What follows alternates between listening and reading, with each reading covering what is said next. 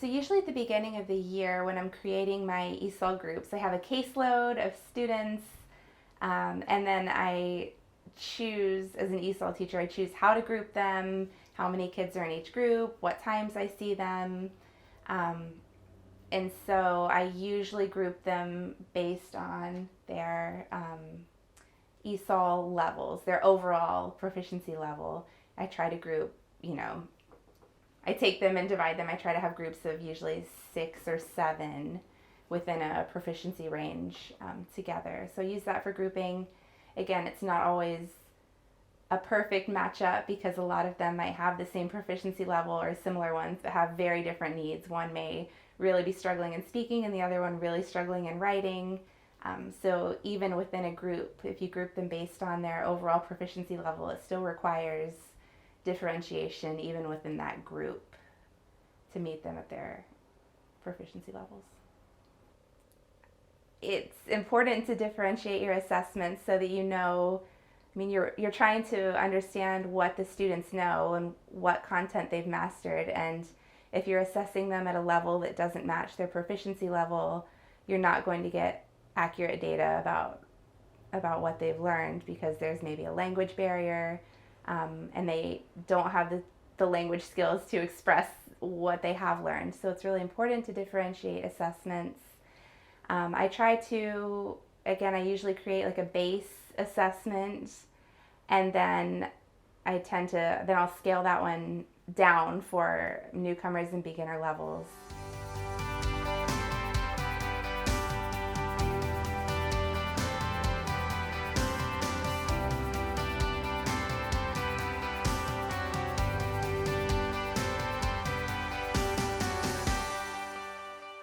So at my school and in my classroom, we use something called the student-friendly language rubric, and that's where we've taken the information of all of the can-do descriptors and the rubric that's used by the WIDA access test to create something the students can understand. So it has the language levels across the top, and it has the 3 main focus areas of vocabulary, language forms and functions, and then linguistic complexity.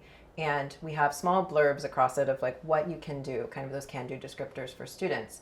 And we found that, we've labeled these columns, which are the newcomer, beginner, developing, intermediate, proficient, and reaching. Those are the titles we've used as we've condensed it. And each of those titles has a symbol. So they're triangle, square, circle, diamond, star, and infinity is our reaching.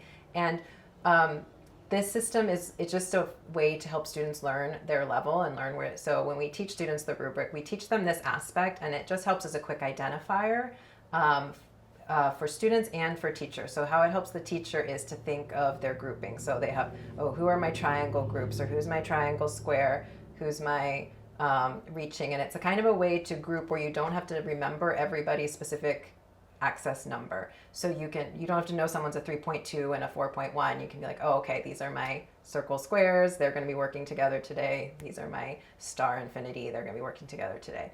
And then when you're making different materials, so you have to have different text, so you have to have different worksheets for those different level students. It's an organizational tool. So at the top of every worksheet, different packet, I have the symbol. And so students know that they have the right assignment. I know they have the right assignment. I can filter them. I know how many copies I have to make by just thinking, how many kids do I have in my triangle square group? So we also teach students these symbols because we try to eventually release control, and students can choose their pathway. So especially as a student's approaching kind of the next level before we've taken the next assessment test, we push students to do something called level up. So we have this like level up option, and a lot of teachers use that language of leveling up, and we encourage the students to then pick. So if they can see the symbol on the option they have, like if there's a choice board for completing an assignment, or there's a packet for that project that has a different